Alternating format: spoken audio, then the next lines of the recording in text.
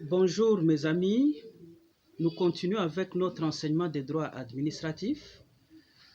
Aujourd'hui, il y a lieu de voir les équilibres de l'organisation administrative.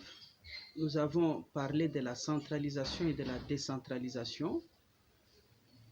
Nous avons déjà déterminé les critères ou, pour ne pas parler des conditions de la décentralisation. Premièrement, il y a les affaires locales. Deuxièmement, il y a les élections des organes qui doivent gérer l'entité administrative décentralisée. Et troisièmement, nous avons parlé de la tutelle. La tutelle, nous avons dit que c'est un contrôle qu'exerce l'organe de tutelle en vertu d'un texte. Et le texte, nous l'avons extrapolé hier, c'est la loi organique numéro 08/016 du 7 octobre 2008 portant composition, organisation et fonctionnement des entités territoriales décentralisées et leur rapport avec l'État et les provinces. Nous avons déterminé que l'article 95 de cette loi organique confie au gouverneur de province la compétence d'exercer la tutelle sur les actes des entités territoriales décentralisées et il peut déléguer cette compétence à l'administrateur du territoire. La tutelle, nous l'avions dit, porte sur les actes. L'autorité de tutelle peut annuler les actes, les réformer.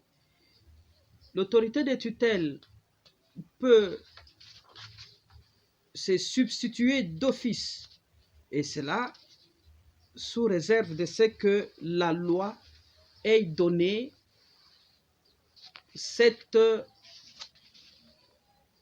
habilitation. Bien entendu, le principe demeure, pas de tutelle sans texte, pas de tutelle au-delà de texte. Lorsque une entité remplit ces trois conditions, elle est assujettie à cette loi organique et elle est appelée entité décentralisée. Et la décentralisation implique sur cette lancée que l'entité a le pouvoir de prendre des décisions propres. L'entité a l'autonomie financière. L'entité endosse sa propre responsabilité. Bref, c'est la conséquence de la personnalisation juridique de l'entité, en ce qu'elle est devenue autonome dans sa gestion administrative, dans sa gestion financière, dans l'endossement de sa responsabilité, mais ne doit pas rester un électron libre. Parce que si une entité reste ou se veut un électron libre, la conséquence est qu'il y a risque de sécession. Elle risque de quitter le champ d'action global de l'État ou des institutions administratives et commencer à édicter son droit propre et imposer ce que bon semblerait à ses autorités.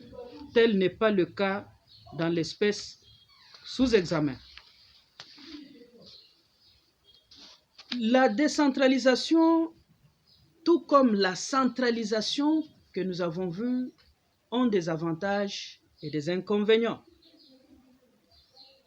Pour parler d'abord des avantages de la centralisation, il importe de mentionner que la centralisation favorise la cohésion nationale. Les décisions qui sont prises à partir du centre permettent qu'il y ait une certaine uniformisation des mesures sur l'ensemble du territoire national. Bien entendu, la centralisation peut, comme revers de la médaille, éviter ou faire en sorte que l'entité ne puisse pas être compétitive par rapport aux autres. L'entité risque d'assouvir le poids des décisions qui sont prises à partir de la capitale. Et il ne peut pas y avoir une bonne expression des spécificités locales. Quant à ce qui concerne la décentralisation, elle a pour avantage d'assurer le développement à partir de la base en rapprochant l'administration des administrés et aussi en faisant participer les administrés à la gestion de l'entité, notamment par les élections qui sont organisées, parce que on ne peut parler de la décentralisation que lorsqu'il y a des élections qui ont été opérées à partir de la base, les élections des organes de gestion de l'entité territoriale décentralisée. Sans élection, nous situons dans une autre forme d'organisation administrative qui ne dit pas son nom, qui ressemblerait à la décentralisation, mais qui n'est pas essentiellement la décentralisation. Comme autre avantage, la décentralisation permet une expression des compétences au niveau local. Il y a des personnes qui ne peuvent pas se retrouver au centre, mais qui sont d'une compétence avérée et qui descendent au niveau des entités décentralisées pour participer à l'émergence du développement à partir de la base. Ceci constitue un fait très important. Mais comme inconvénient, la décentralisation a toujours conduit, si elle n'est pas bien assurée, à la sécession. Et dans ce pays, nous avons connu déjà la sécession katangaise et la sécession sud-kassaïenne. Ce qui veut dire que lorsque les maillons de la tutelle administrative ne sont pas bien serrés, il y aura des connexions vis-à-vis du centre et, soit dit en passant, la décentralisation va provoquer une sécession. Les membres vont devoir agir comme bon leur semble et influer sur les autorités qui sont élues en leur proposant d'adopter des décisions qui se délectent de celles prises par le centre. En ce moment-là, la sécession va faire surface, absolument. Et c'est un inconvénient de la décentralisation. Toujours dans la gestion des institutions administratives, une bonne forme de l'administration qui est sous-tendue par une décentralisation poussée à l'extrême peut déboucher sur le fédéralisme. Et le fédéralisme, c'est une forme d'organisation administrative qui consiste à ce qu'il y ait l'existence de deux étapes, pour ne pas parler de deux étages dans la gestion des institutions administratives. D'une part, nous avons les États fédérés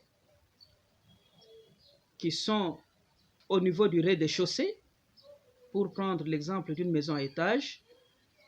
Et au premier niveau, nous avons l'État fédéral. Les États fédérés et l'État fédéral ont chacun une constitution. Mais les constitutions des divers États fédérés doivent être conformes à la constitution de l'État fédéral. Soit dit en passant que toutes les compétences et de l'autorité ou des autorités administratives des États fédérés et de l'État fédéral sont consignées dans le texte des constitutions. Et il y a répartition des matières. Les États fédérés exercent le pouvoir législatif parce qu'ils élisent leurs députés au niveau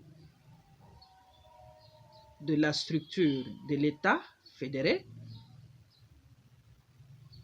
Ils constituent un parlement de l'État fédéré. Au sein de ces États fédérés, il y a également l'exercice du pouvoir exécutif par le gouvernement de l'État fédéré. Tandis que le pouvoir judiciaire, quant à lui, est ressorti de la compétence de l'État fédéral. Alors, dans la structure fédérale, outre le pouvoir législatif fédéral qui est assuré par un parlement fédéral qui généralement doit comporter deux chambres, la Chambre des représentants et le Sénat, qui représente l'ensemble des États fédérés, il doit y avoir un pouvoir exécutif qui est composé du chef de l'État fédéral et du gouvernement de l'État fédéral qui doit respecter le principe de la représentativité fédérale. Et nous avons le pouvoir judiciaire fédéral. Ce pouvoir s'exerce dans les États fédérés. C'est ainsi que les juges sont nommés par le chef de l'État fédéral, mais ils travaillent dans les États fédérés. Les États fédérés n'ont pas un pouvoir judiciaire qui leur est propre. Le pouvoir judiciaire, c'est un pouvoir qui ressortit de l'État fédéral. Et dans l'État fédéral, il faut reconnaître qu'il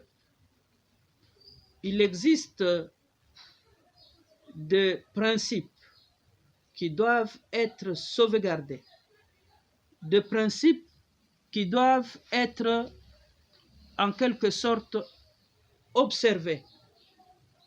Principe de l'autonomie, principe de la participation, principe de la subsidiarité, principe de la garantie, principe de la coopération et principe de la complémentarité. Mais tous ces principes se soldent en deux, l'autonomie et la participation, parce que les États fédérés, tout en étant autonomes sur la gestion de certaines matières, doivent participer au pouvoir de l'État fédéral, à la constitution du gouvernement fédéral, à la constitution du Parlement fédéral, surtout de la Chambre du Sénat ou la Chambre haute. Dans l'État fédéral, la garantie de cette cohésion est maintenue par la Constitution fédérale. Et cette Constitution fédérale prévoit une cour constitutionnelle, un juge constitutionnel qui doit jouer à l'arbitre dans le cas où il y a empiètement de compétences entre l'État fédéral et les États fédérés. Les juges constitutionnels constituent les garants indispensables pour éviter toute velléité d'empiètement de compétences. Bien entendu, dans l'État fédéral, il faudrait qu'il y ait des animateurs qui doivent provenir de tous les États fédérés pour respecter le principe de la représentativité des États fédérés au niveau de l'État fédéral. L'organisation administrative qui s'émeut dans la structure fédérale est importante. Elle comporte des avantages et aussi des inconvénients que nous aurons à faire ressortir. Comme avantage, il y a une autonomie qui est reconnue à chaque État fédéré, de pouvoir exprimer ses vues, de pouvoir améliorer et exercer le pouvoir en l'adaptant aux réalités locales.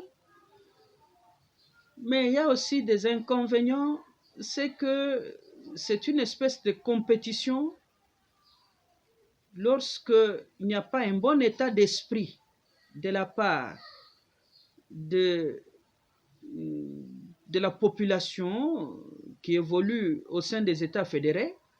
Cette population peut pousser les autorités administratives de l'État fédéré à pousser leur logique plus loin jusqu'à aller empiéter sur les compétences dévolues à l'État fédéral. Là, ce sont des inconvénients, mais dans le fonctionnement, tout a toujours été mis en place pour éviter ce genre d'accident de parcours.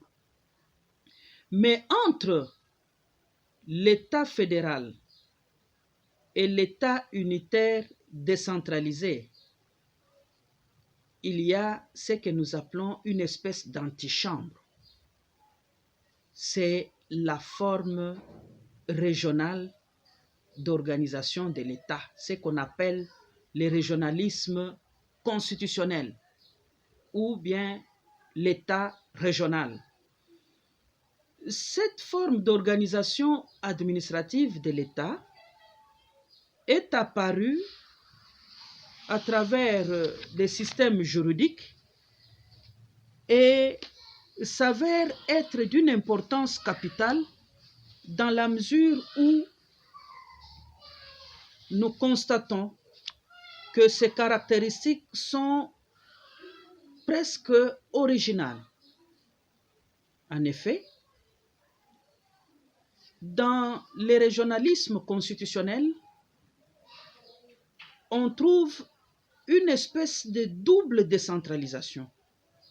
Nous avons d'une part la décentralisation politique et d'autre part la décentralisation administrative.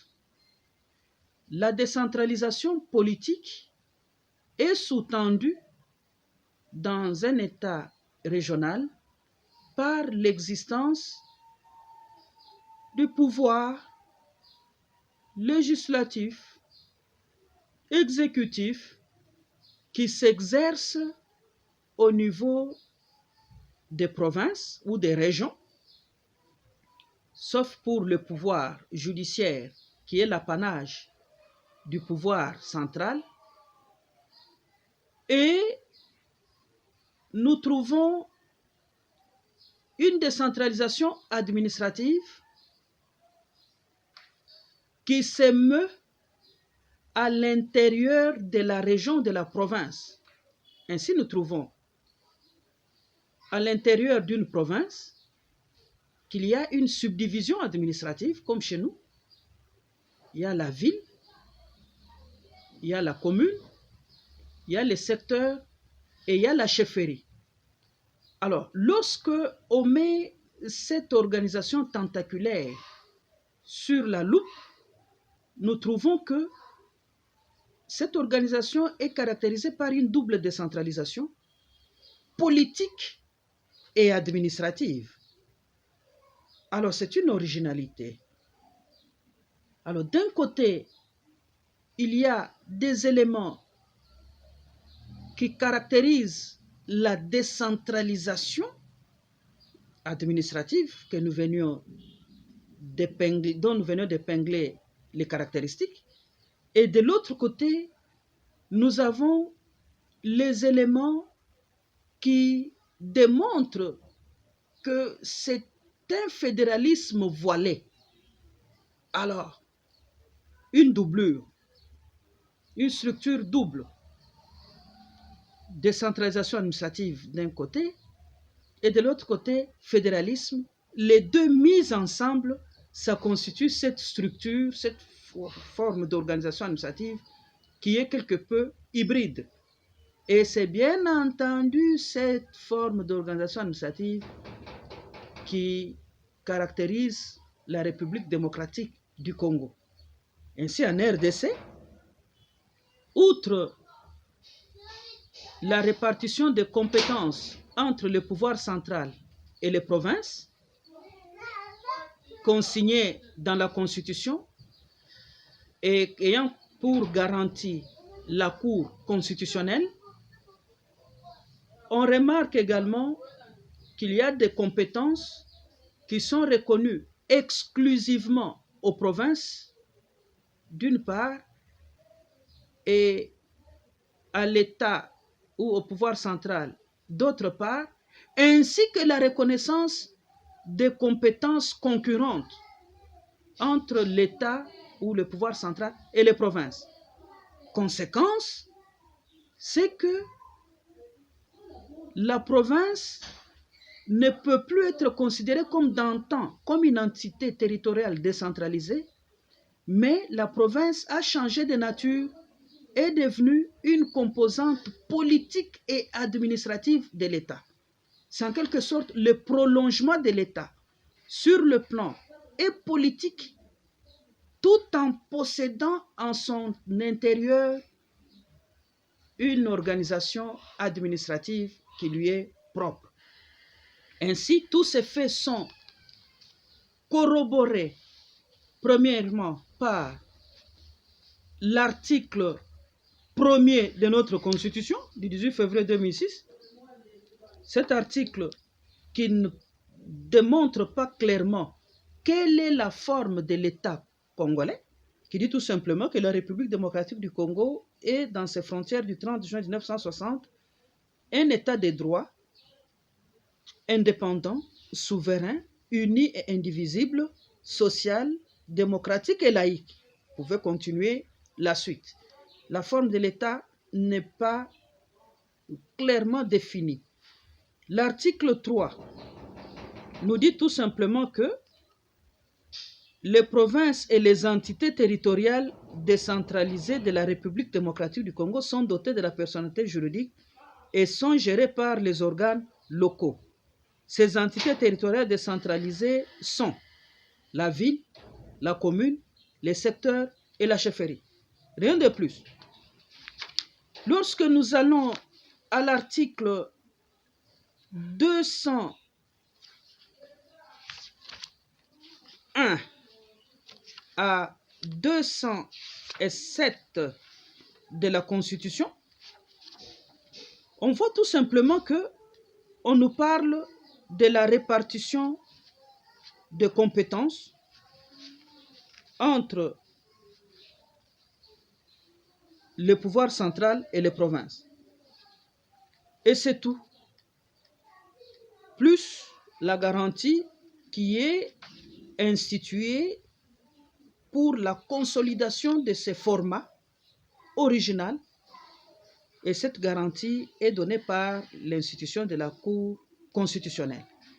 Alors, lorsqu'on analyse tous ces articles, on trouve que la forme que notre Constitution a entendu conférer à l'État congolais, ce n'est pas une forme d'une entité territoriale décentralisée, ni une forme fédérale, mais plutôt un format hybride. L'État congolais comporte dans son organisation une décentralisation politique et une décentralisation administrative. Je venais de vous en donner la quintessence.